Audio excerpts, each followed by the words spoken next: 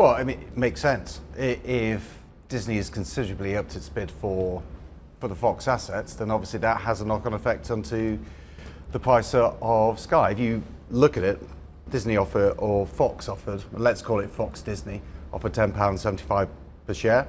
Comcast has offered £12.50. Now, presumably, Fox is going to have to come back with a higher bid. The problem is, of course, though, separating out the valuation of each of the assets within the bid.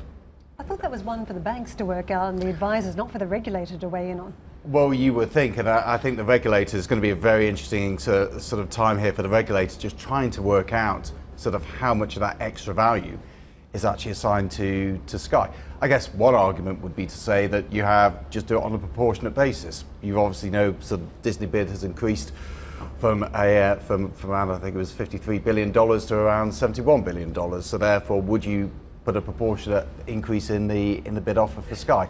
That's potentially one way of doing it, but you're right, typically that would be something for the banks rather than the regulators. So it's saying that you can't see the forest for the trees, and I had a fantastic conversation with a number of big name media executives in Cannes last week, and something that they were saying is that effectively you're seeing this negotiation take place between Comcast and Disney for the Fox assets, the three media moguls all involved. Where are the FANGs? Where are all those tech companies sitting on the cash? And the view is that this process will work out a pricing of the media assets, and then eventually the FANGs will come in with the cash and buy up these assets. What do you make of that? Well, they've definitely got the cash powers to do it, there's no doubt about that. I mean, the behemoths in comparison with some of these media companies out there.